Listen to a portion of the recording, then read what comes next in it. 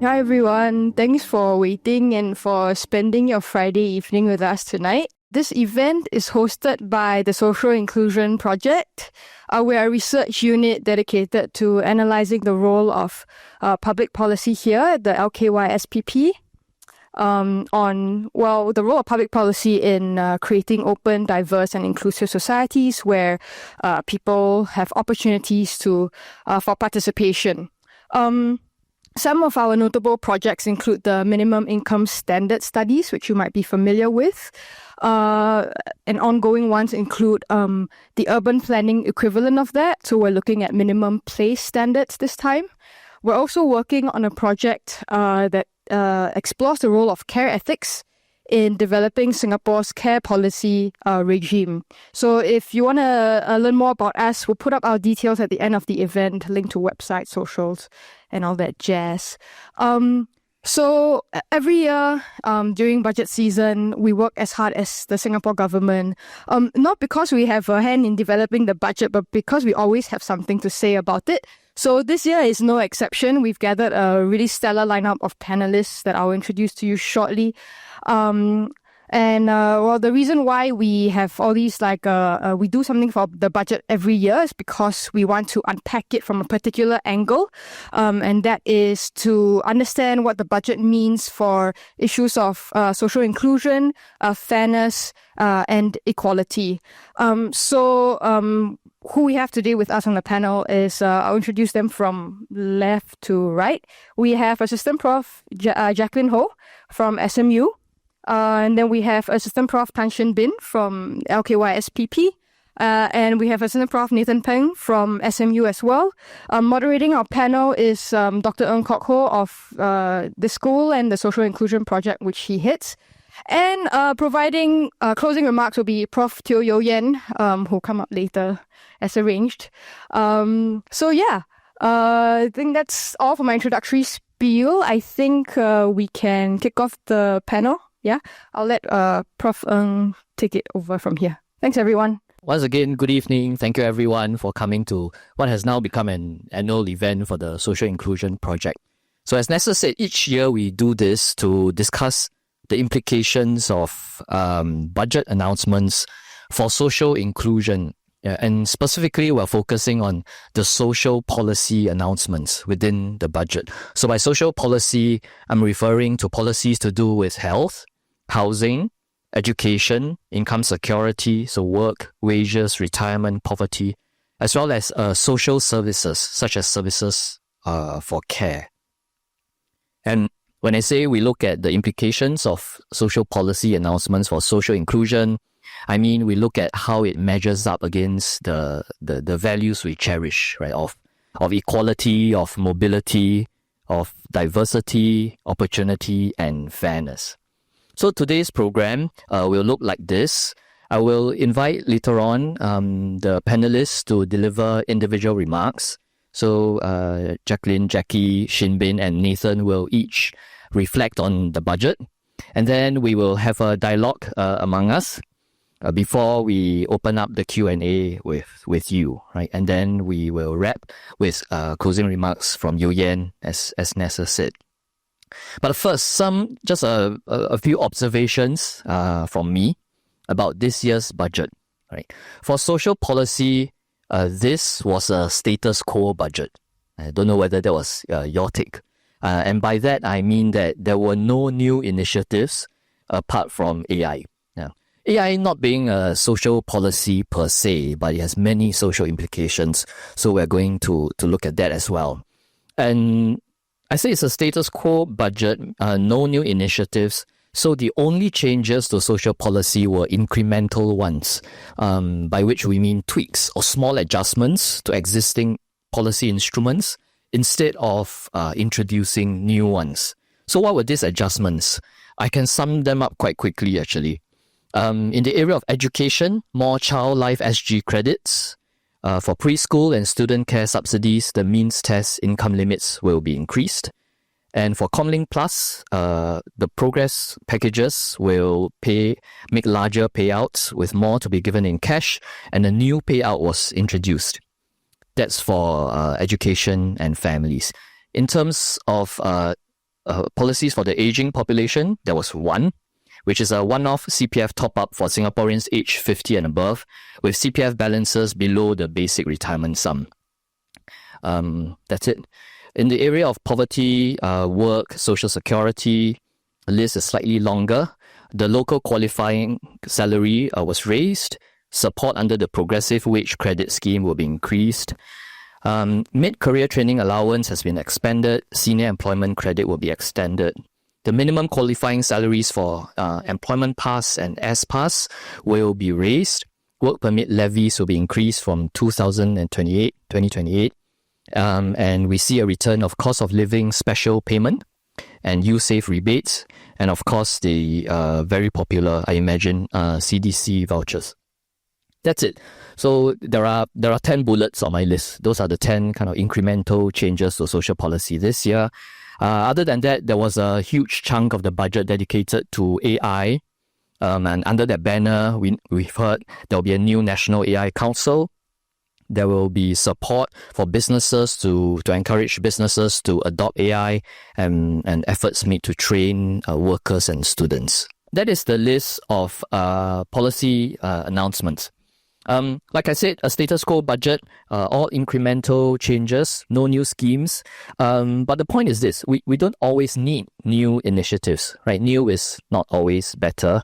And of course, each budget builds on the previous, right? Budgets never exist in isolation. And we had a very busy budget, I think, in FY 2024, right? So we need to keep that in mind. But a status quo budget does show that policymakers believe that what we currently have is good enough, right? That it does the job.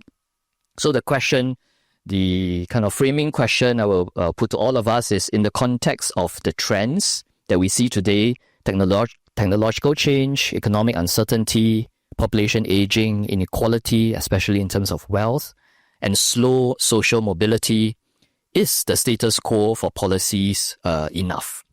So that would be the framing question. I've invited our panelists to reflect on 3 questions, which they will soon start talking about once I keep quiet. The first question is, how does this year's budget affect different groups in society? What will it do for fairness and equality in our society as a whole? That's the first question. Secondly, I've asked them, how well does this budget match up to public expectations and aspirations? And then thirdly, I've asked them, what policy gaps still need to be addressed? What would you have liked to see? Right, so those were my invitation to them to reflect on. So let's begin with Jackie. Okay, thanks, Coco. When Coco first told me about this panel, he said that it's kind of a case of trying to spot the exam questions, because you have to line up the speakers before you know what the budget is going to be about. And apparently in this case, some of the exam questions were spotted wrong. As you mentioned, right, a lot of areas seem like they didn't get much attention in this budget. Instead, what did get a lot of attention was AI. So I'm going to start with talking about that first before I turn to education. So with AI, I mean, I think maybe I shouldn't be surprised by this at this point, but I was still surprised a little bit by the aggressiveness of the push towards AI. And I just want to make a point about the language that we use to talk about AI, and maybe give us some tools for thinking about how we should make choices around this technology, right? So just picking up from the budget speech first, there were 2 lines about AI that I picked up on in particular. One being PM Lawrence Wong said, AI is a powerful tool, but it is still a tool. It must serve our national interests and our people. We will define how AI is developed and used in Singapore. And then later on in his statement about AI, he said, we will press ahead with AI because we must. Right. So just reflecting on these 2 statements, I feel like they reflect rather different attitudes towards AI. The former, I think, puts us users in the driver's seat, right? And it says that we have agency as to when we do and don't want to use AI. But the latter suggests something like, I think something that we often hear a lot when it comes to AI, that it's this kind of inevitable force that we're going to become swept up in, right? As somebody put it to me earlier today in an email, it's this inescapable tsunami. And I guess I want to suggest that we always keep the first attitude in mind when it comes to AI, right? That we always treat it as something that we have a choice as to whether we want to do this and how we want to do this, right? Rather than something that is an inevitability. And so kind of with that broad framing in mind, I would say, if AI is a choice, then what are the kinds of parameters that should guide our choices around AI? And I think right now, we tend to think about AI in terms of the benefits that it brings to us, right? We tend to think about it in terms of this language of productivity a lot.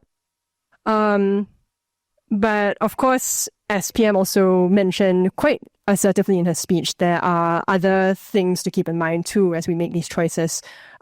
Chief amongst them is a concern about job displacement, right? So I was glad to see that there was quite an explicit statement around the anxieties that people have around jobs.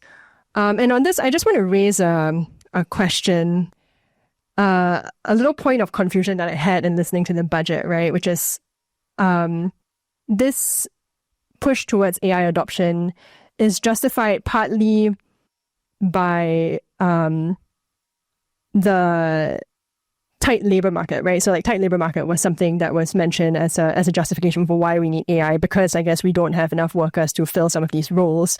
And therefore we need to turn to AI to fulfill some of these functions, right? But then at the same time, we are also worried about jobs being displaced by AI, right? And we have seen in the news a lot, fresh grads having trouble finding jobs because entry-level positions are being outsourced to AI, right? So I think my question there is, are we deploying AI to do things that we are not able to hire more people to do, right? So are we using it to augment our workforce, or are we deploying it in ways that replace workers and create concerns around job displacement, right? Or are we doing both? So that's one question I have. That in our language around AI, we're not just talking about productivity, but also about job displacement. And then a second thing I want to mention, another term that I want to introduce to our decision-making lexicon around this, is a concept that comes from a sociologist. Her name is Alison Pugh. She wrote this book called The Last Human Job, which I highly recommend, and it's available at Kinokuniya. That's where I got my copy. She has this concept that she introduces in the book called connective labor. So what she does in this book is she reports on her research that she's done with people working in jobs that involve high levels of human interaction, right? So for example, therapists, teachers, she interviews hospital chaplains, doctors, etc. And she asks them about how they do their work, and especially how is their work changing in the context of automation and AI adoption. And she gives us this term connective labor to think about the work of human connection that these people do that sometimes falls outside of their technical job scope, right? But that still has value to society. So let me use an example to illustrate this. So a couple weeks ago, I think, the Economic Strategies Review there was a report that was released, and there was a press conference which I listened to, and AI featured heavily in that, of course.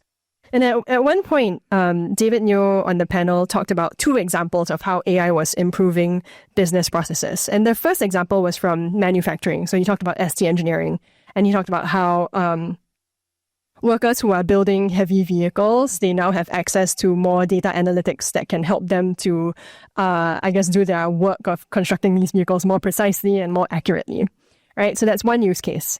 The second use case he mentioned was in healthcare.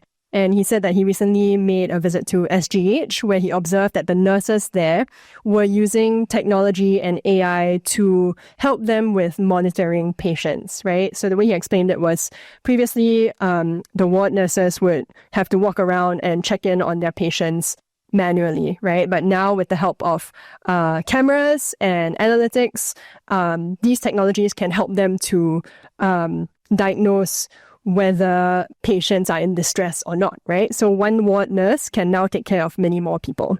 And so these two examples were said in the same breath, right?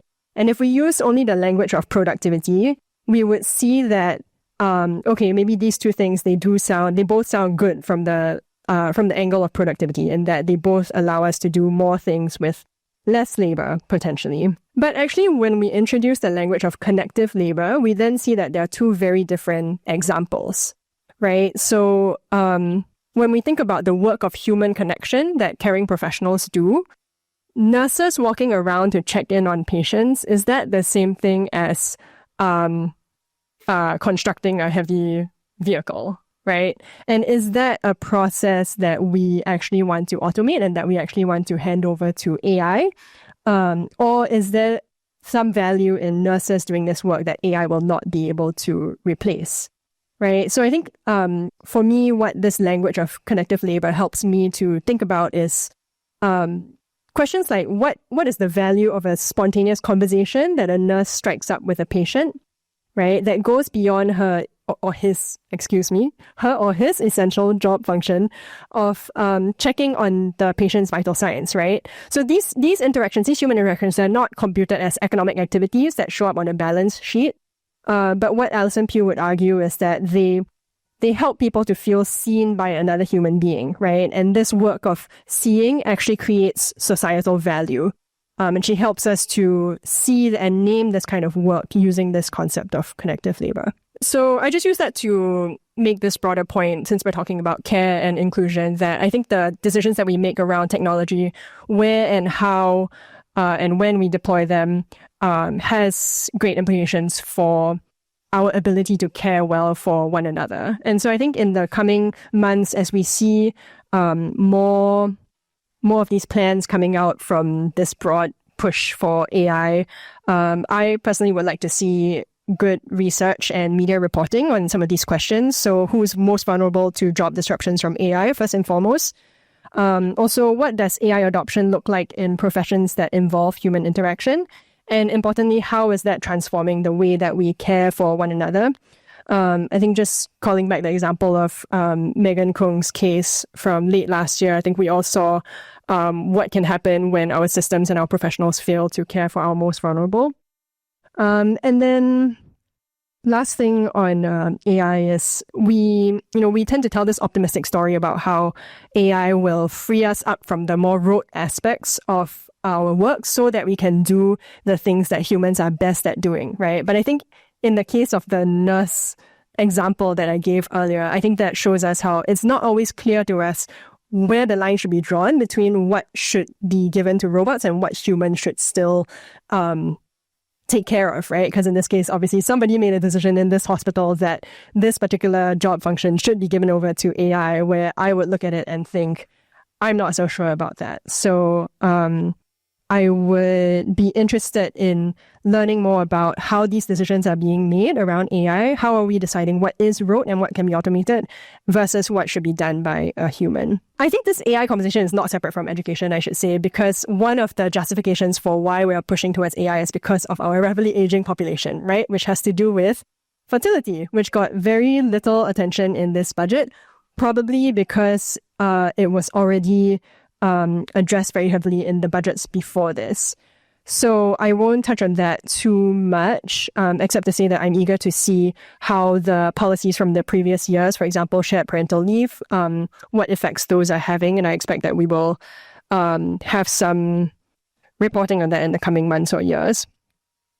And then, of course, fertility is not separate from education, because people's decisions about whether to have a child, for some parents, that is also related to the perceived cost of raising a child, which has to do with academic competition, right? So again, education was not addressed very much at all in this budget, but we have gotten a lot of signals that is a major policy area the government is looking at, right? So starting with Desmond Lee's media interview earlier this year, when he talked about some policy reviews that are coming up. So MOE is about to do a major review of P1 registration and also high-stakes exams, code word for PSLE. So I'll be eager to see what comes of that, because these are obviously decisions that really shape the way that students are sorted in our education system. And that, of course, has a lot of implications for social mobility, right? We still think of education very much as the key means through which we enable social mobility. That was clearly stated in the MOF report that we saw earlier this week, when they talked about relative mobility having declined a little bit. And then in that section, they talk about education as a key means for mobility. Moving on, let's hear from Shin. Along the line of spotting the questions, so I'm just going to declare my the questions that I was originally assigned to answer were things around housing-related policies or health-related policies. And I think there was very little in the budget, or there was nothing in the budget about housing. So I'm going to keep this really short. So my comments come from, I guess, more of a general concerned person looking at the budget rather than a domain expert in any case, okay?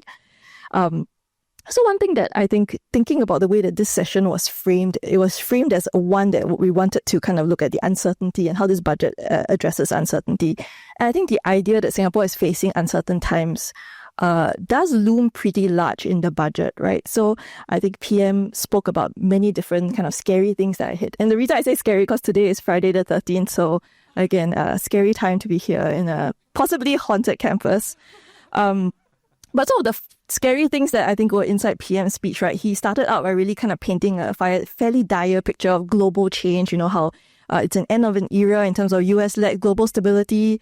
Multilateral systems seem to be breaking up, and there's tremendous amounts of geopolitical tension. So there's kind of one thing that frames where Singapore is today. The second thing, the big piece that I think Jackie talked a lot about, and I'm going to talk about, is technological changes as well.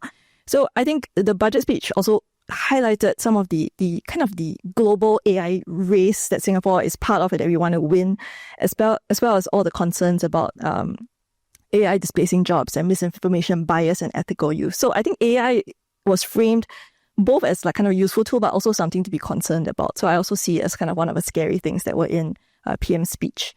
Then he talked about growing polarization and tendency of groups to turn on each other, and also, of course, rounding it off by talking about Singapore's inherent structural constraints, which are limited natural resources. Mainly, we are a small island state, don't have a lot of land, don't have anything.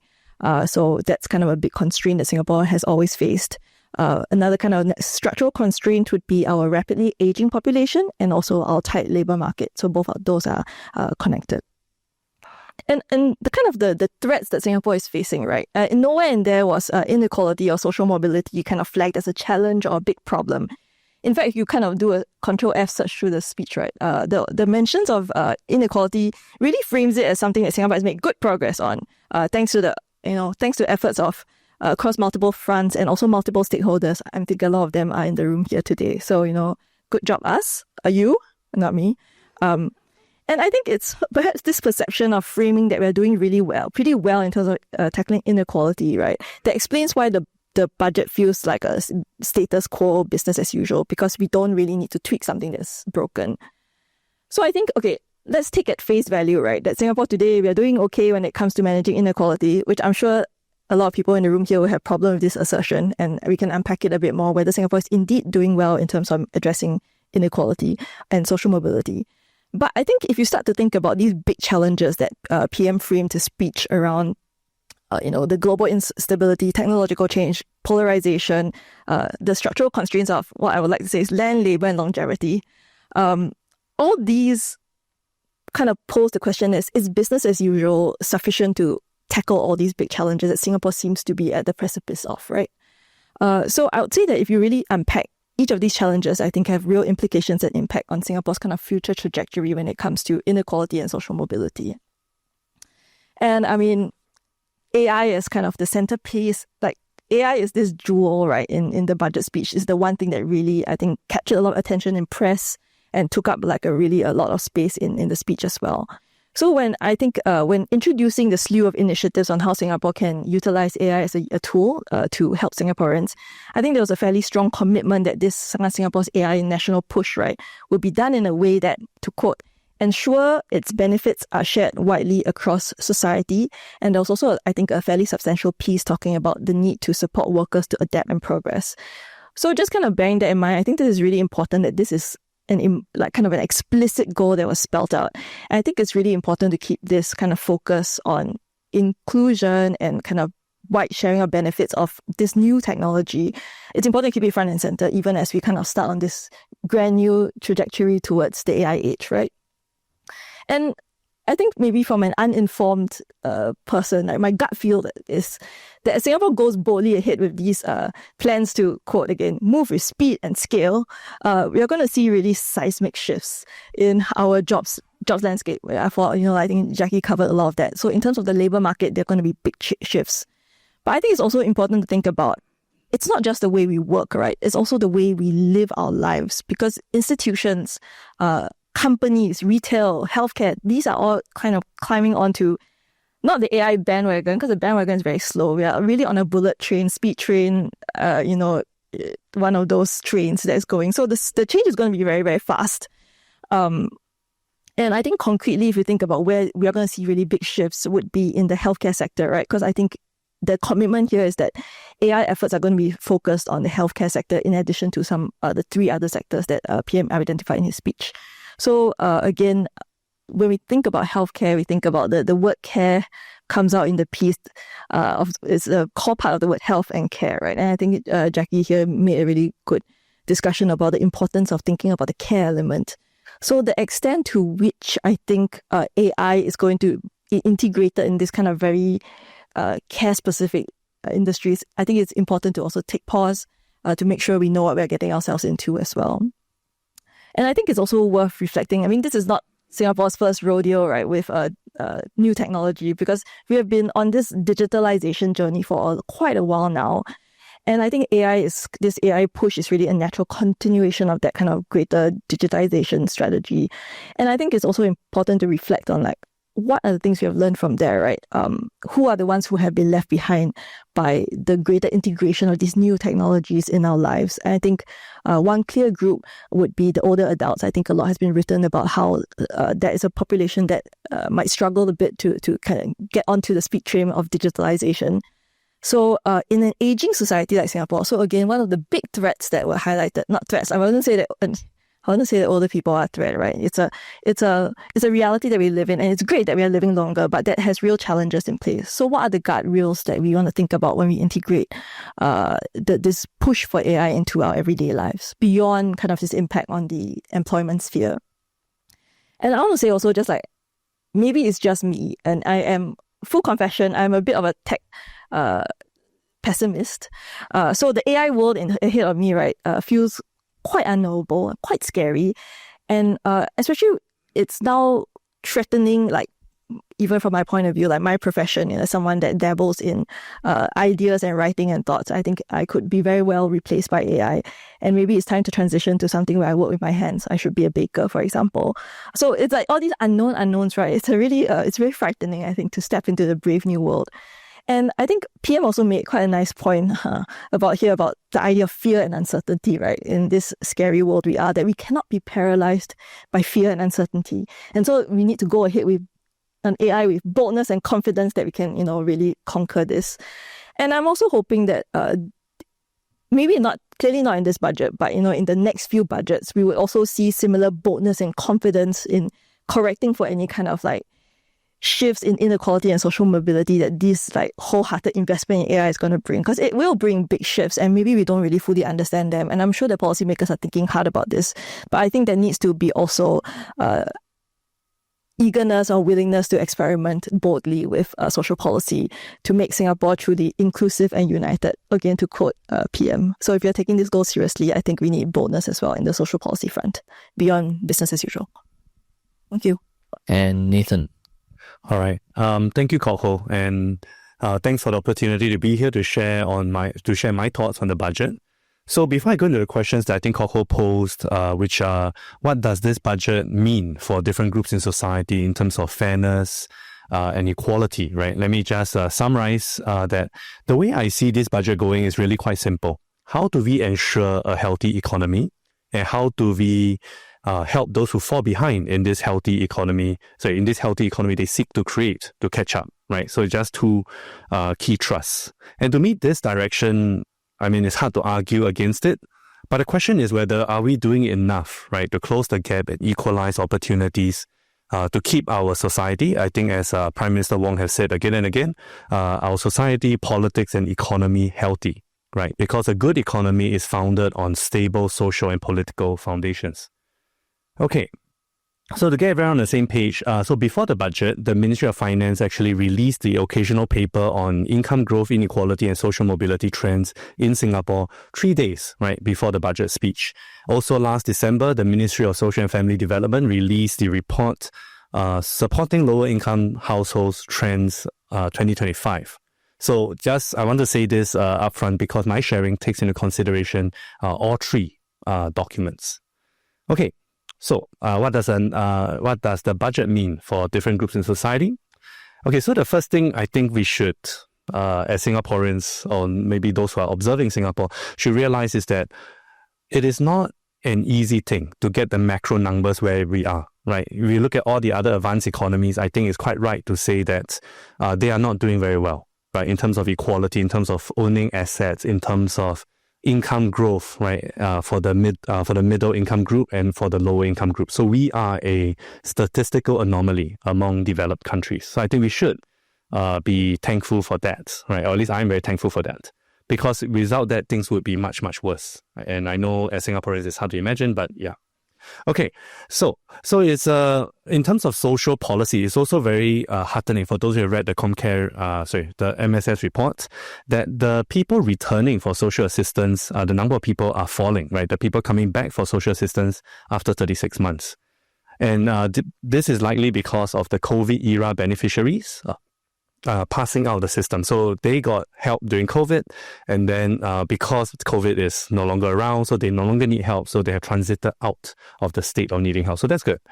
The fall in application numbers also suggest, fall in application numbers for social assistance also suggests that other transfers and support like GST vouchers or Comlink Plus that were mentioned in the budget are having a positive effect. So less people need help with basic needs, and that's a good thing, right? Okay, at the same time, I think as Jackie has pointed out, Jackie and Kok Hui has pointed out, relative mobility is falling, right? So the number of children who are born to poorer families who make it into the higher income tiers, the proportion of those children are decreasing slowly. For those who are born in the 80s, right? So you're born in the early 80s, you're more likely to make in a higher income cohort than if you're born in the late 80s, right? For example. Okay, so from the budget, a few points stand out, right? In this landscape, a few points stand out from the budget. Okay, so firstly, SMEs. So one of the first things that the Prime Minister mentioned was that they are going to help SMEs more, right, than non-SMEs. And for those of you who work in the economic sector, you know that SMEs make up 99% of companies and 70% of the employment, right? So by helping SMEs, I think depending on what kind of SMEs are helped and whether most SMEs can catch on to some of the grants provided by government, hopefully we see an increase in the number of accessible jobs for the more vulnerable in society, or those who do not make it qualify for multinational company jobs, right? The more international jobs. Okay, on our AI push, I'm not going to say too much because I think my fellow panelists have said a lot. I think this is something, as I think both of them mentioned, this is something we have to do. We have no choice. This is foisted on us as Singaporeans.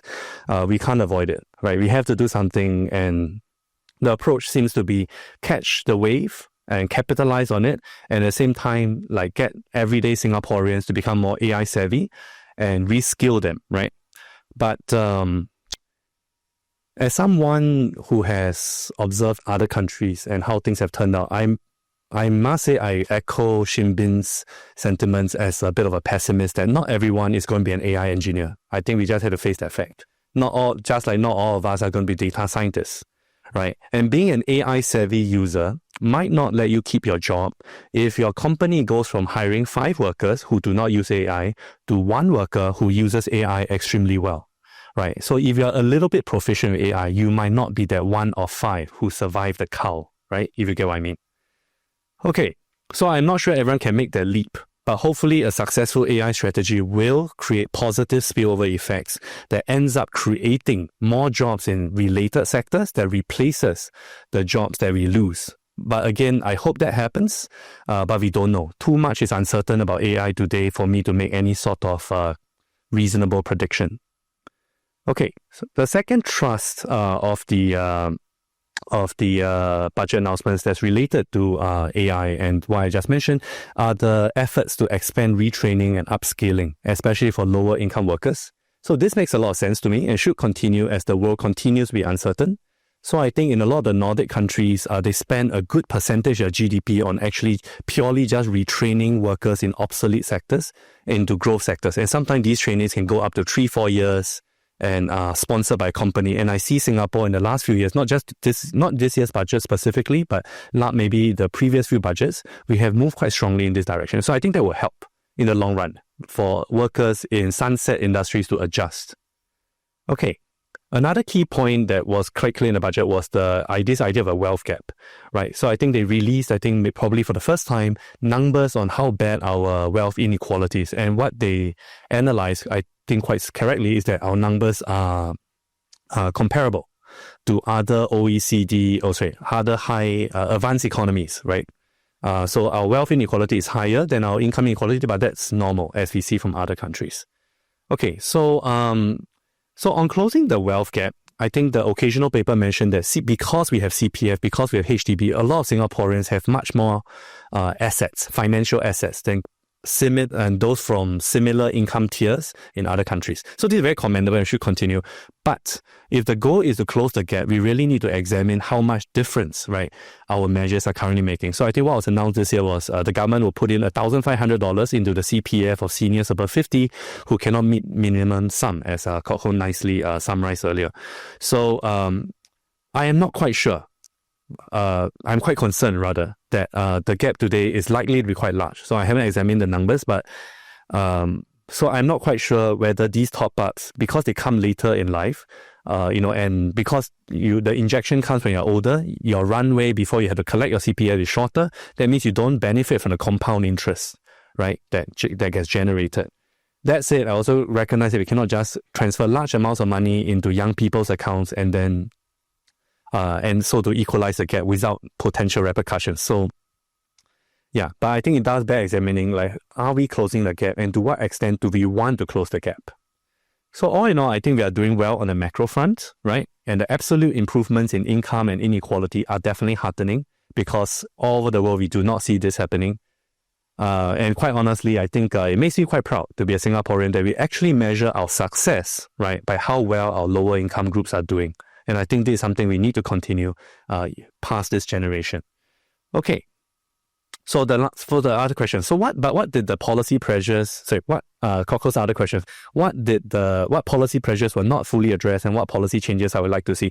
So I mentioned that macro numbers are quite heartening.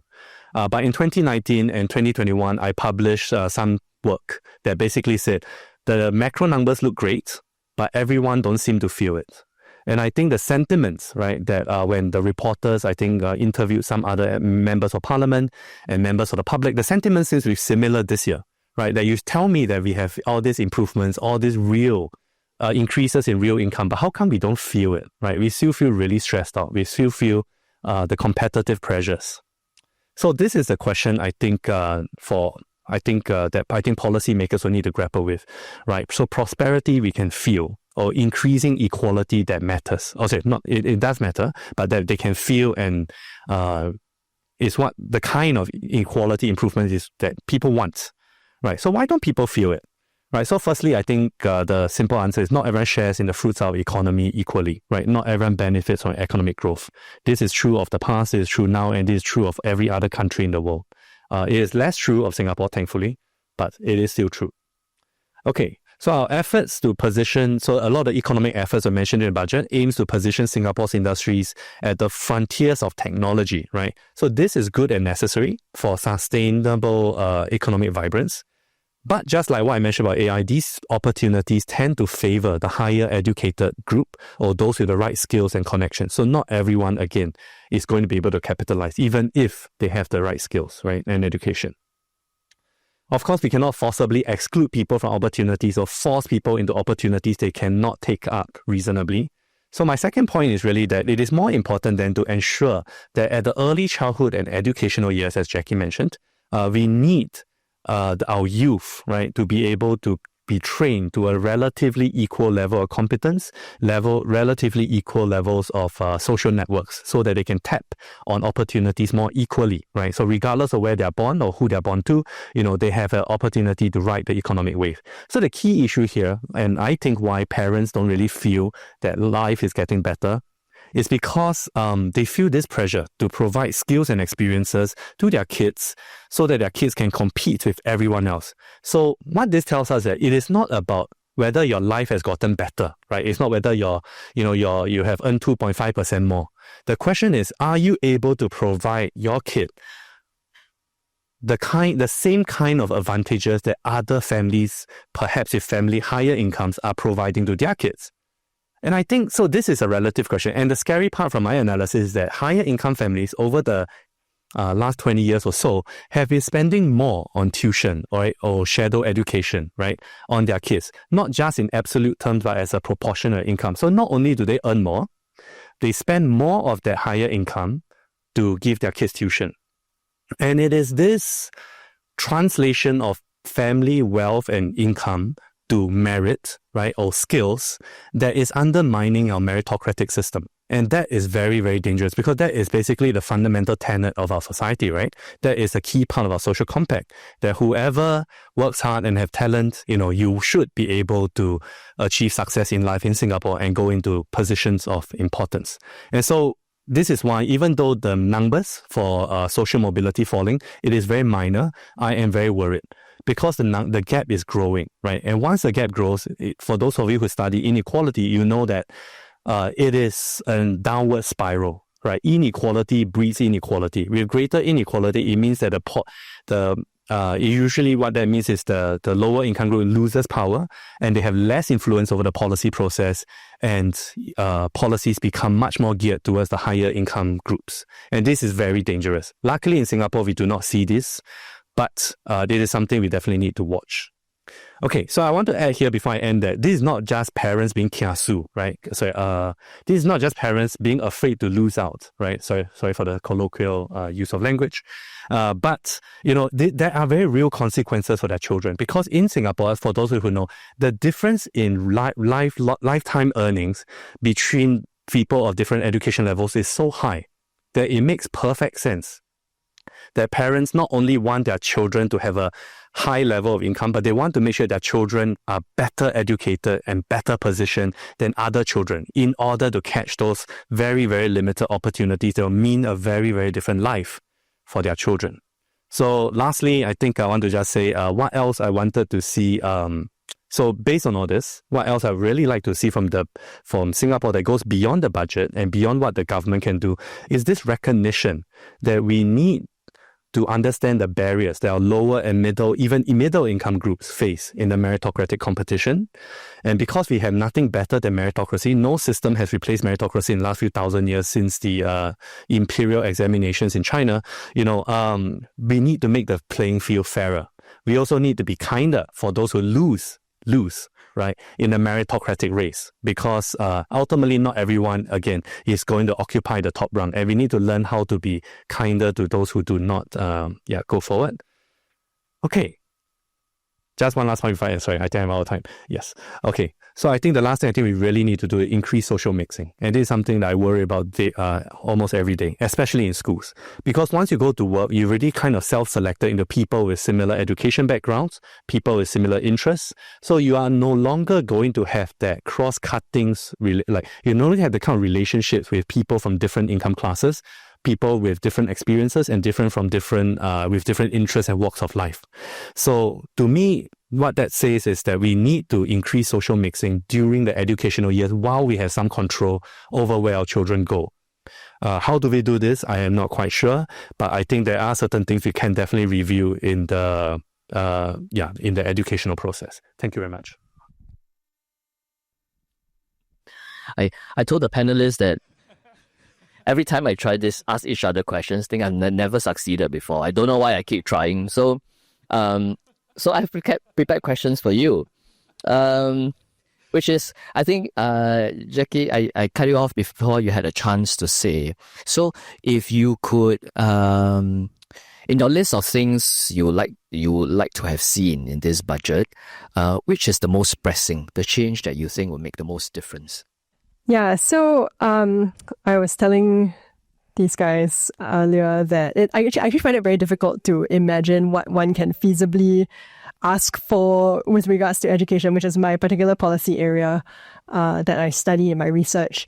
Because if you look back at the previous budgets, education does not feature strongly usually, and when it does, it's usually related to bursaries or like top-ups to EduSave accounts and things like that, right? So I feel like my imagination is a little bit limited. But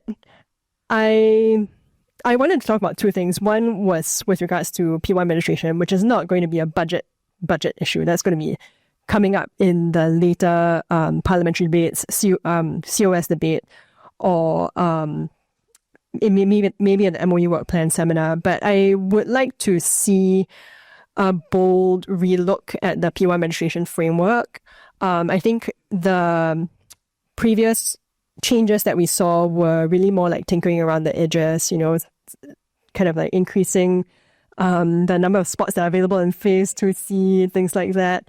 But it has not fundamentally changed the dynamic of competition for quote-unquote good schools, right? So the public, as Nathan was alluding to earlier, parents have not exactly bought into this idea that every school is a good school. And so a question, and in my research, I find that a big reason why parents don't buy into this idea that every school is a good school is because they perceive that there are demographic differences between different schools, and they read a lot of meaning into those demographic differences, right? And so a question is, how do we really truly make every school a good school? As Nathan was mentioning, can we tweak the framework such that there is genuinely more mixing by socioeconomic background? I won't say much more on this issue because it's been covered a lot in the media. I would point people to the Usual Place podcast. I was on a podcast episode talking about this issue last November in response to the case of the mom that was jailed for lying about her residential address. And then the other thing I wanted to mention, which maybe does relate to the budget, right, in that it has to do with the way we allocate our funds, is class sizes. And I wrote a piece about this in ST that came out 2 weeks ago. This is not a new policy issue. It's been talked about since the 1980s, if not earlier. I think when we talk about inequality and social mobility, we don't necessarily think about class sizes very often as a policy solution, but I actually think it's hugely important because whether or not our students from different socioeconomic backgrounds, racial backgrounds, etc., whether or not they feel invested and engaged in their education has a lot to do, I think, with whether they feel seen in the classroom. And for a student to feel seen by an adult mentor that they feel accountable to, I think that teacher has to be able to pay attention to them, right? But to be able to pay good attention to them, I don't think 40% classes are sustainable. So, yeah, I mean, I think it ties back to my earlier point about AI and how that's changing care also, right? Because I think in response to complaints about teacher workload and complaints about class sizes being too large, we too quickly turn to technology as a solution. But I have my reservations there as to whether, I feel that there's a danger that if teachers are become over-reliant on AI and technology, that will actually make it harder for them to truly see their students as humans. If they are seeing them increasingly through dashboards, right, and AI summaries, then that actually may take some of their attention away from students. Yeah. Thank you. Thanks. And Shin, earlier you made a very passionate call for boldness in tackling inequality and so on. Did you have, say, a particular policy change in mind, whether it be in health, housing, or any other policy domain? What would such boldness look like? Yeah, easy for me to say, right? But without like a concrete example, I think it's the ethos of it. my sense is we have sacred cows, right, in our social policy sphere. And there are things that we wouldn't consider like unconditional, on a larger scale, unconditional cash transfers. I would like to be a bit more, to see like kind of experimentation in that sphere. I think that's a good thing. But again, that's not my domain expertise. My domain expertise is, I guess, more in like the built environment and whatnot. And the challenge there, I think the conservativeness there, I would say, is in terms of managing our scarce land resource. Because again, a lot of times, a lot of budget speeches, you'll hear the thing, Singapore's small, Singapore doesn't have land. We have to be very conservative about the way we do it, because once you build something, it's there forever. So I think there's rightly so a certain kind of reluctance to experiment too much within the built environment space.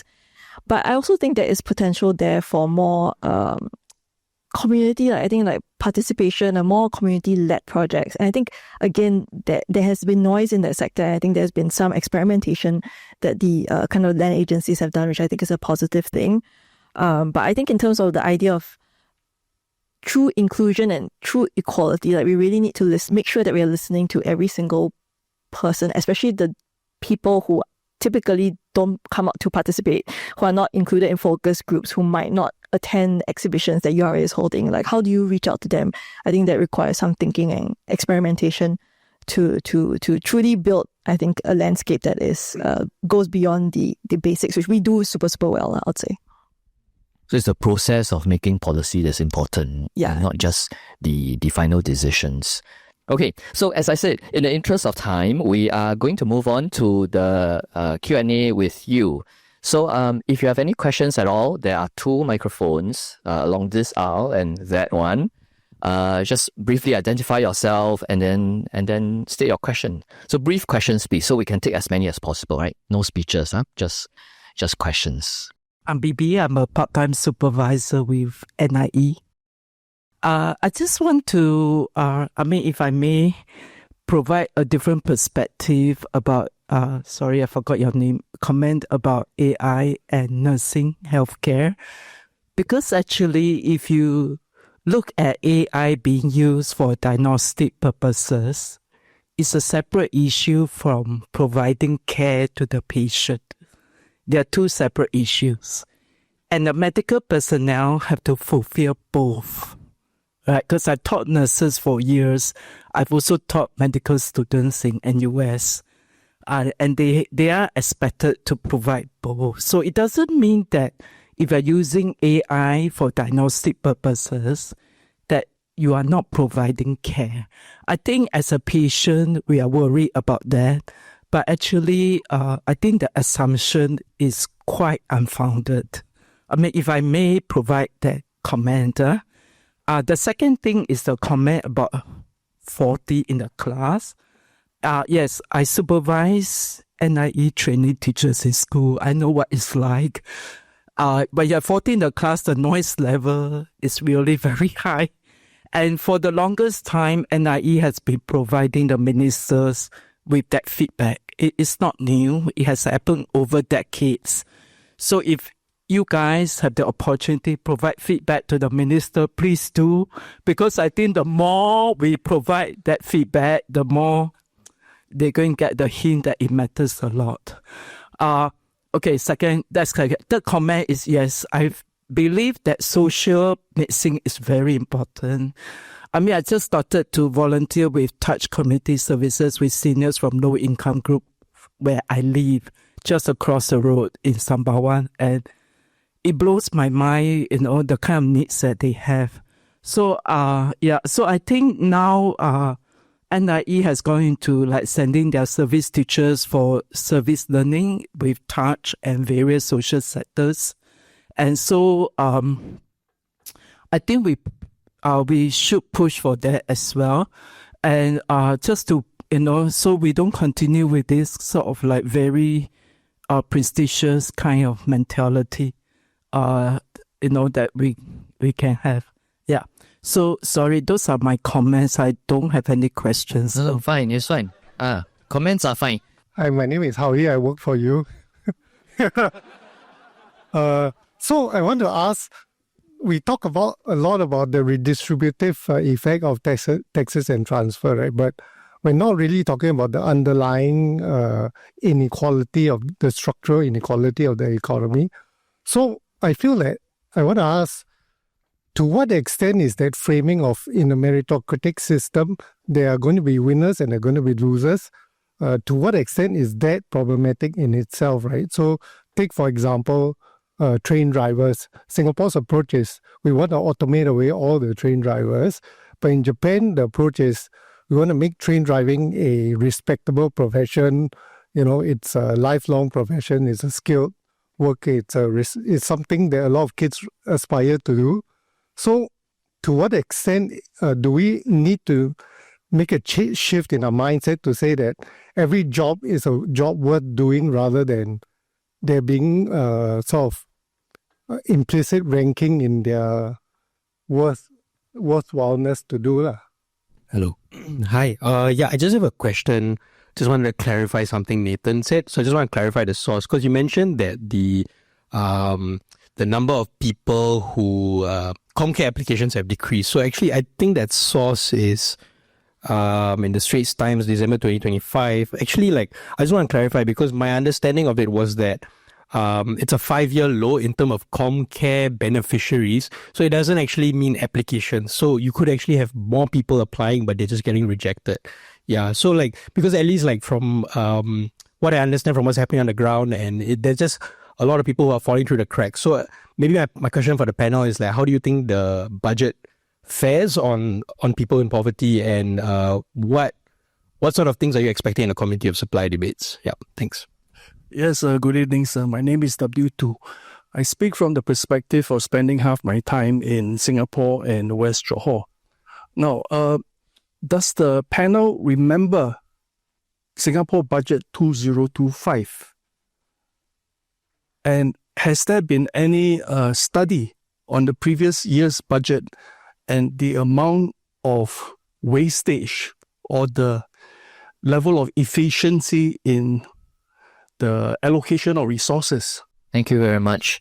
Bunch of very serious questions. On one of the last points he made, that our team are actually currently doing a project to track budgets over the years, over the last 10 years, in fact, and then to look at the outcomes of those policies. So stay tuned, right? We hope to push out our first report later this year. Yeah, so it's a call for accountability, and I think that's important. I strongly agree with that. Yeah. And then there were other questions about, I believe, ComCare application. I think that one's for Nathan. And then reflections from the front lines of education regarding social mixing, AI, class sizes, and so on. So I'll let Nathan go first, and then maybe Jackie or Shin would like to pick up the others. I think there are 3 points I want to briefly comment on. Firstly, thank you for your comment about volunteering.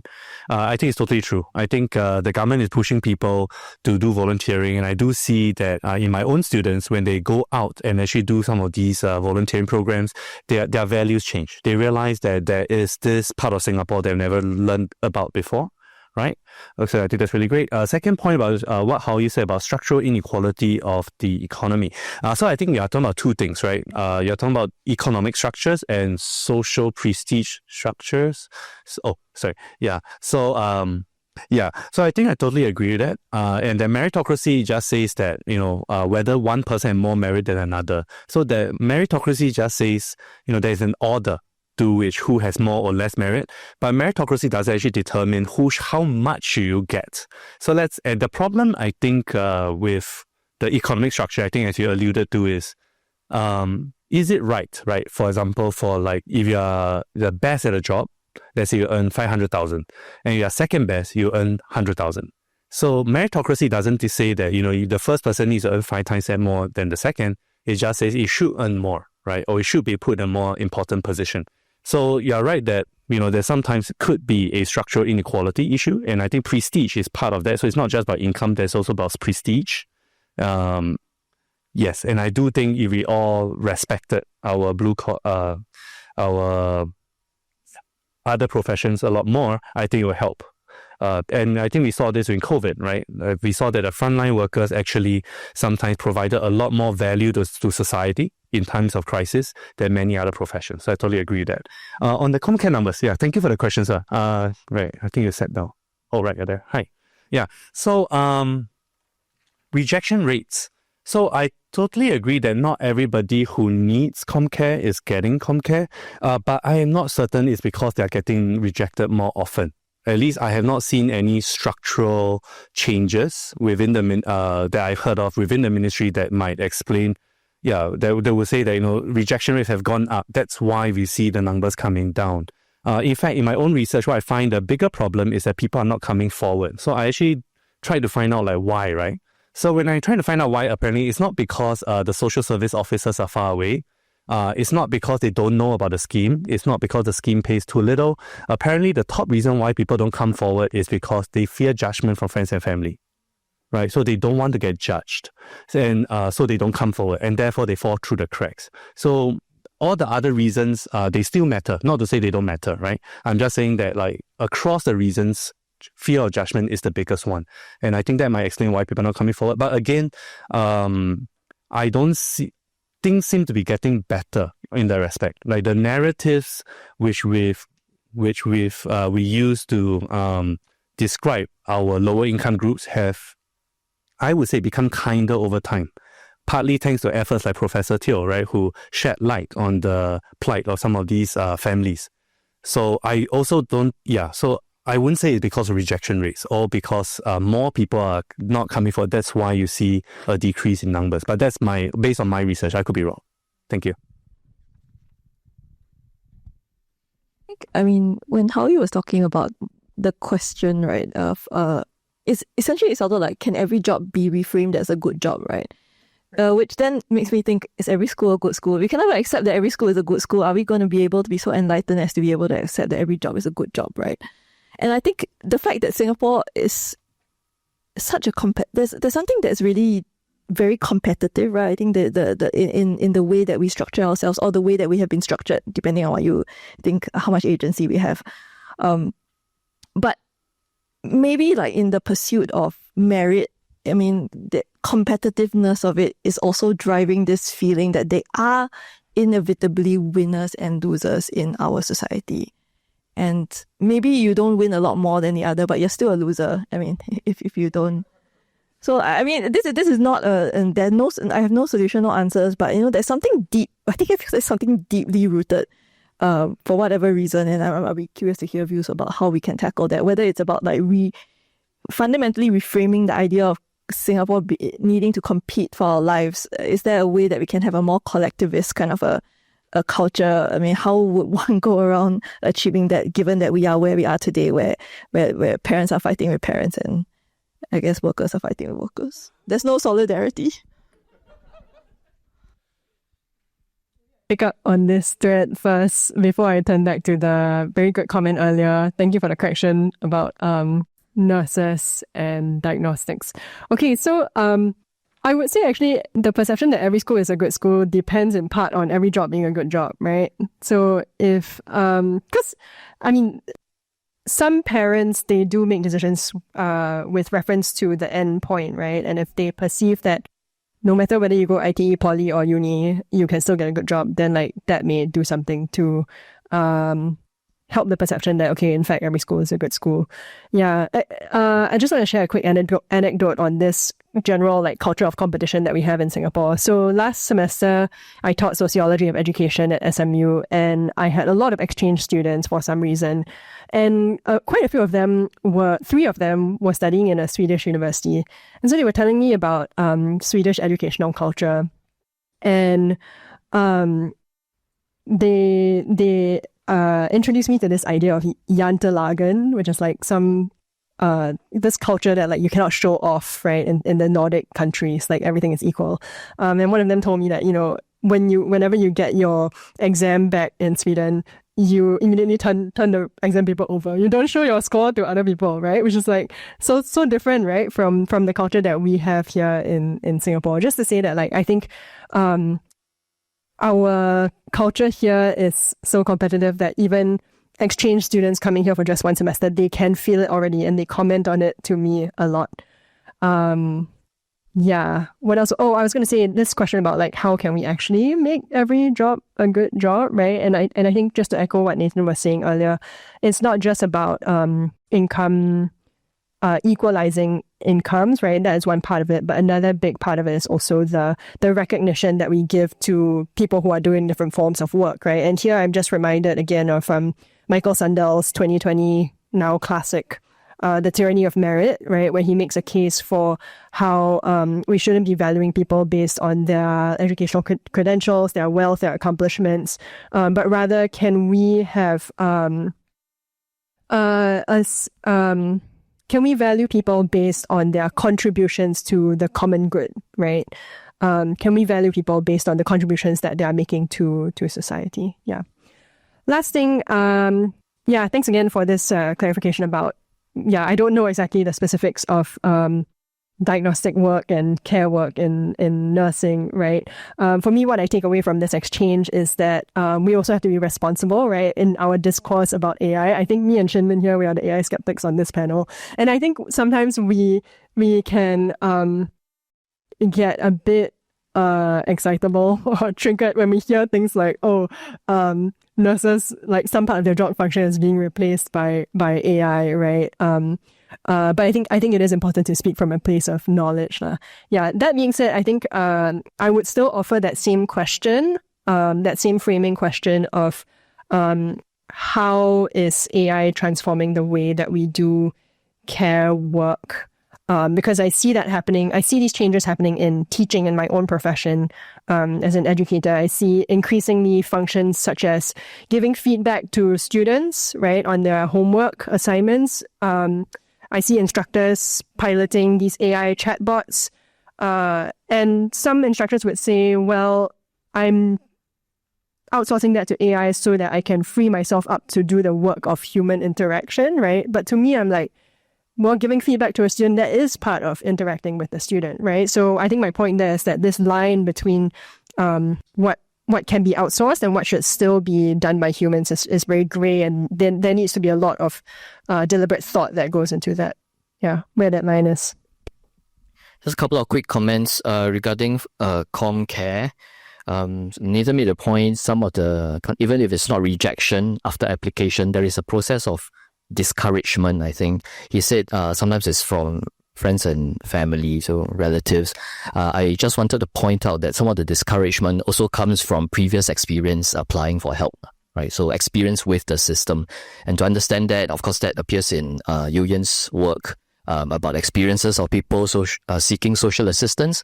And I also wanted to point out, if you wanted to read more about people's experiences applying for financial assistance, please look up Youyenn Kit's work. He did some ethnographic work. Youyenn Kit, can you wave? I know you really don't want to, but I'm going to make you. Yeah.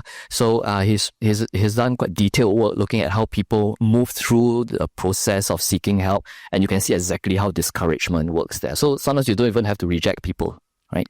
That's for ComCare. I really like Howie's question. I did not know he was going to ask that beforehand. I think he makes me think of a thought experiment. His question was that, are taxes and transfers enough, right, to alter the underlying structure of inequality? So if there was a thought experiment, if tomorrow we gave out very generous transfers, progressive transfers, more to people earning less, to top everybody up to the same level, and then you did a calculation of the Gini coefficient, you'll have perfect equality, right? But the moment you withdraw the transfers, snap back to the same level of inequality, because no structural change, right? So his call for serious thought to be put into decent work, I think it's a very important one, right? No more clear than when it comes to the work conditions of migrant workers who do not even merit being mentioned in a budget speech, apart from saying that the levies for them will be raised, right? So the total revenue from migrant worker levies exceeded $6 billion in FY 2024. It's just a tax on SMEs, by the way. So that money enters state coffers, $6 billion worth, doesn't help SMEs, it doesn't make migrant workers' wages better, it doesn't go into their healthcare protection. it benefits them in no way at all, right? So Shin is right to say that so some of these perceptions of good jobs, bad jobs are deeply rooted. At the same time, there are serious policy choices here. Right? If you withdraw basic employment rights and protections from a certain class of workers, of course, nobody is going to respect them. Right? So in other words, if you ask people to respect migrant workers, but you say it's okay for them to ride on the back of lorries and risk getting killed because it will cost too much for them to ride on buses, then people won't respect them because you have said that their lives are not worth it. Right? So there are policy choices here. So I think I appreciate how we call to think seriously about decent work. We can take one more round of questions, and I have to urge you to be really brief so that I can cover a few, and then I'll put it to the panel, and then we'll wrap up. Hi, so I have a question about the AI strategy. I think a lot of the discussion around sort of the pros and cons, especially with the cons, it talks a lot about job disruption. But for me, there's a larger sort of concern around the impact on the environment, and also things like tech-facilitated sexual violence. So I'm just wondering, what is the panel sense of how that maybe factors into the government's strategy, or what are some of the considerations or, limits that they might want to place around the regulation of AI in the coming years? Yeah. Hi, so I have a question about social mixing. So does our turn to social mixing as a solution perhaps suggest that the improvement in macro numbers misses something more qualitative and fundamental? Because if the numbers are the dominant indicator that we turn to, improvement in numbers should lead to social mixing on its own without further intervention. And if Gini coefficient is the dominant indicator of inequality, what is a value that Singapore should work towards? Separate from comparisons with other countries, because we tend to say that the comparison is imperfect when it doesn't look very good, but when it looks well, these imperfections are not mentioned. Thank you. Thank you for the panel. So I'm Chen Xian from NUS School of Computing, focusing on AI and cybersecurity also. I was also going to plan an AI Olympiad coming this September. So, social mixing is something I'm concerned. I studied social capital in NUS, and the power of network diversity is like the holy Bible I always refer to for answers. So I was just wanting to learn more because I advise a few MOE schools, right? And the thing is, I always hope to bring in more of the more elite schools to the what we think as more neighborhood schools to volunteer, work with them. But most of these programs are more on the personal favor. I cannot find a system that can really bring in, people down to the neighborhood schools, different schools to work together.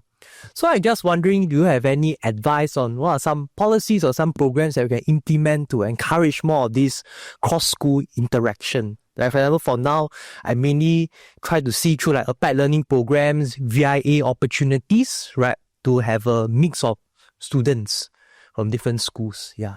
Hi, I'm Bhavan. I'm a columnist at the Straits Times. I just want to ask thank you for your views. Your perception about the receptiveness or the warmness towards UBI, given the challenges of AI. I mean, I guess a decade ago it would seem like extremely radical, but given this idea of AI joke that they're talking about, with massive job losses, would you say that the policymakers could be more receptive to it? Just your thoughts. Quick clarification to buy you some time, which is, so what Shin Bin said was unconditional cash transfers, UCT, not universal basic income, which is UBI. So slightly different. UBI is essentially giving money to everyone, regardless of no need for application or qualifying conditions. Unconditional cash transfers means you don't have to do something in return. The contrast to unconditional cash transfers is Comlink Plus, where you have to do a series of things, then you get a cash reward. Send kids to school, you get something. Stay in work, you get something. So on. So just like clarification. So there were questions regarding technology facilitated sexual violence. I suppose the larger question of the ethical regulation of AI, right? There's also a lot of concern about AI and youth mental health, people turning to ChatGPT to get mental health advice, right? Because ChatGPT is so nice to you, right? Keep saying, yeah, try it, it's really encouraging. So the ethical regulation of AI, and then questions around social mixing, actual concrete suggestions. How can we picture this? And then there was an interesting question about the selective comparison. When it suits us, we compare apples and oranges. When it doesn't, we say the two cannot be compared. So any of this, anyone would like to respond? Not really expensive, but there's a couple of the questions were asking what we think what the government is actually thinking, and I don't think we are in a good position to know whether the government is more receptive towards UBI. I would say that in light of I hope for more openness. I would say I would hope so, but I think if you need to ask them directly if they are more open to considering. But my sense is if we really are, if my fear that we are going to see big shifts and maybe worsening of social inequality in Singapore, because I think a lot of time when you look at kind of technological disruption, at least at the beginning part of it, there's always, significant widening of social inequality. We might be forced, or the powers that be might be forced to seriously consider some of these things that were previously unconceivable. So that's what I think maybe. Do you guys have thoughts? I mean, you should have thoughts. On UBI? Oh, yeah. On UBI, a quick one. I think we're very far away from it. I mean, the response even to targeted unconditional cash transfer, so going out to a small group, just like this unconditional, already seems to create some discomfort. We must be generations away from even thinking about UBI. Is my sense of it. I mean, okay, maybe, I think there were a few social mixing questions and the UBI question. To me, I take it from a slightly different angle. So, to me, whether it's cost efficient, right, to use UBI and how much good it does versus the cost that it entails, I think I leave that question to others to calculate, because I think I haven't done the calculations myself. I don't want to speculate, but I do want to say though, from some of the diversity measures that have been tried, right, in universities elsewhere, where you kind of basically leave a quota for specific communities to take up. And I think the ideas are sound, right? Because you want to get them in university, they do well, they get into good jobs, and then you kind of break that vicious cycle of not having income, therefore not having education, and therefore not having income.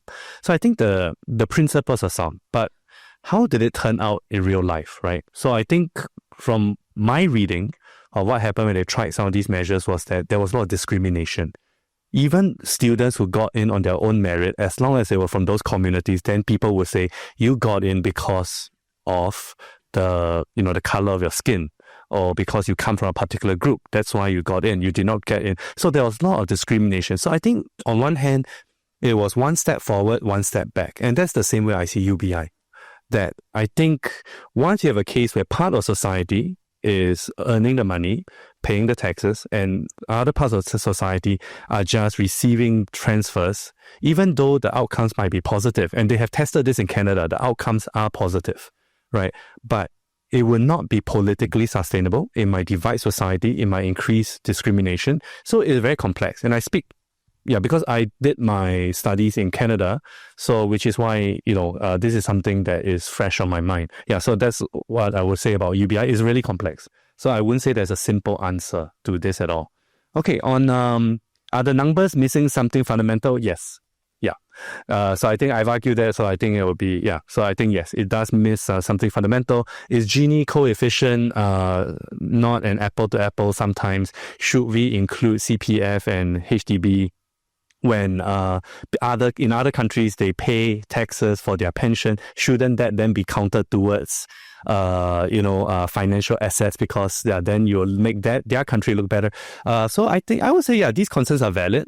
I will also ask the members. I can't see you anymore, but oh yes, thank you.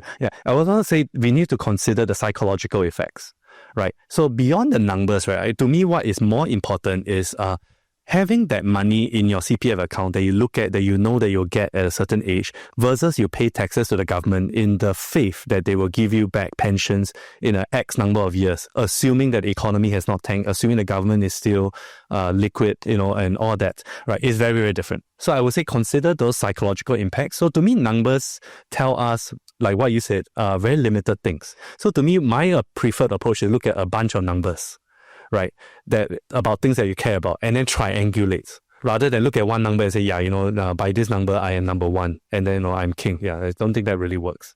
Yeah, but I totally agree with you. On social networks, ideas for increasing cross-school mixing programs. Okay, so I have to be very honest. I have not done a literature review on what programs work, so I'm going to say that I am not qualified to answer this. I have ideas, but but I don't think I should speculate. Sorry, just me being academic. Thank you. Jackie, you have a quick last word before I invite Youyenn up. Really quick. I think with social mixing, I am similar to Nathan. I have not studied this particular issue, nor do I have the practical on-the-ground experience to be able to comment on what works, what doesn't work. But I want to say that the idea of inter-school social mixing presumes that our schools are socioeconomically and racially segregated, which they are. I would hope, which they are, but we do not actually know that from the numbers. I would say we do not have good data on this. I wish we did. And I wish that we could move towards a future where there is already mixing within schools, right? Otherwise, actually, sometimes these inter-school social mixing things can, if done wrongly, reinforce this perceived boundary between neighborhood and elite schools, if I can still use that word in this age of every school good school. Yes. And then just to echo, I completely agree with the need to think carefully about environmental impact and other ethical implications of AI as we develop guardrails around this. Yeah, that's all. Thank you very much. Can I now invite Youyenn to deliver her remarks? Thank you. Good evening, everybody. So because I didn't use AI to write this, I cannot guarantee that all of it will be coherent, but thank you to the panelists. I really enjoyed your comments. At the beginning of tonight's session, Kok Ho began by pointing out that this is a status quo budget. And a status quo budget indicates the government's intention to pursue broadly the same sorts of policies using similar policy instruments in the near term. On some level, this makes a lot of sense. Singapore does indeed have a large and sophisticated slate of policies and policy instruments. These have delivered economic growth and well-being to the population. Nonetheless, given the massive challenges and disruptions that we face today, there's room to consider if status quo is good enough. And as members of society, as academics, we should ask, what are some specific areas where we hope more attention can be focused? What are issues that could benefit from greater discussion and debate? So this was the task that Kok Ho set for Jackie, Shin and Nathan tonight. And the three of them, drawing from various areas of expertise, have offered some really incisive observations. And 3 points they've made have been particularly striking to me. One, on AI, the devil is in the details, and we better pay attention to these details. The train is leaving the station, and we as educators, as knowledge producers, and as humans are a little bit worried, actually a lot worried. Where's the train going? Can everyone get on? How can we ensure that there are ethical guardrails to protect various groups as the train moves? This morning when we met, Shin pointed out that it is somewhat reassuring to be in a country where national leaders are paying close attention to something that is likely to be highly disruptive to society, to polity, to economy. Yet, the embrace of AI as technology and AI as the answer to attain higher productivity amidst a shrinking workforce, this must be tempered by other serious considerations. So Nathan and Shin have asked, how might the AI revolution cause displacement? By what logics? And with what differential considerations? Jackie has asked, what are the implications of the adoption of AI in jobs, where human connection is a central component? What are implications for jobs where human care is central? When technological changes happen quickly and there are strong market players and moneyed interests involved, issues of ethics and social protection can and have in the past been regarded as secondary or periphery to questions of expediency and economic gain. I think the panelists remind us the importance of keeping an eye on this to ensure that a broad range of social interests are forefronted as we move ahead. The second point, I think, is on equality. That on inequality, the problems we face as a society should not be regarded as settled. Last night's budget speech was it last night? Yes. Yesterday afternoon's budget speech. Oh, it's been a long 24 hours. Yesterday's budget speech was preceded by a very important set of reports released by the Ministry of Finance. When they were mentioned by the Prime Minister yesterday, they were primarily mentioned as evidence that Singapore is doing okay. And our speakers tonight have reminded us that the matter is far from settled. Jacqueline and Nathan both point out workers don't bear the same risks. Although there is some unpredictability about how things will land or where things will land, it is unlikely that without thinking about inequality, that the technological advancements will somehow rejig the fact that some serious hierarchies or unevenness that currently exists will somehow disappear. Shin points out that at a time of rapid change, older persons are also likely to bear a heavier burden in terms of being displaced. And this is a particularly important question given our rapidly aging population. And I think oftentimes we think about the aging population as if it's about other people, but the aging population is us, right? So we should all, again, be extremely concerned about this. Jackie points to educational inequality as a particular area of concern. The unequal access that families have to educational opportunities is also a vicious cycle. Nathan too points out that unequal wealth leads to intensifying inequalities over time. More generally, inequality is also a question of political voice. Kok Ho and Shin point out that the process by which decisions are made really matter, and that inequality extends to that of who gets a voice in important decisions. Third, at a more general level, our speakers remind us that we must keep in mind that what's at stake in any discussion of an economy should be about human well-being and human flourishing. A flourishing economy is one that delivers flourishing lives. A budget speech cannot, of course, cover all things and answer all questions. In the weeks to come, all of us should continue to pay attention to the Committee of Supply debates. So not just a hard 24 hours. It's going to be a long few weeks. Nathan, Jackie, and Shin have highlighted areas where we should look for more bold approaches. Because if indeed we are living in a world with radical risks and new challenges, then the status quo seems inadequate.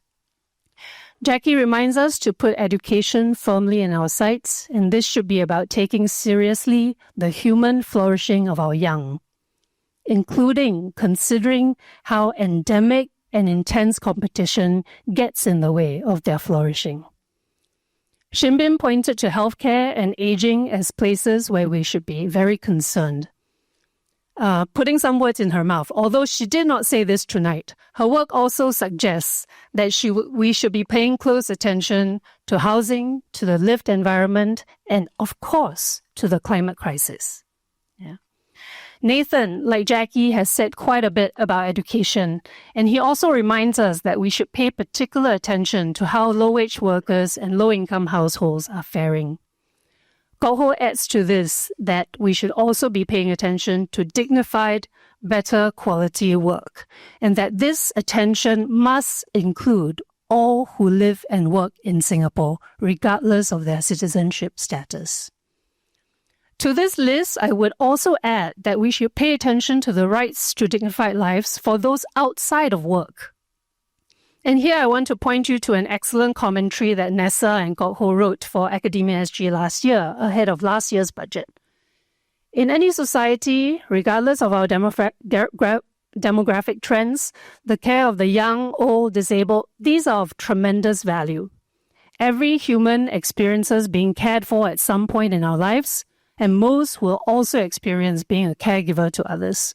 A flourishing economy must also be one in which flourishing is not conditional on market participation. When we are not workers, we nonetheless contribute to society and we should be valued as such. Let me end my remarks by thanking Kok Ho and his team at the Social Inclusion Project, Nessa, John, and Pavan, for bringing us together on this occasion. I would also like to thank all of you here for showing up and for your lively engagement on a Friday night.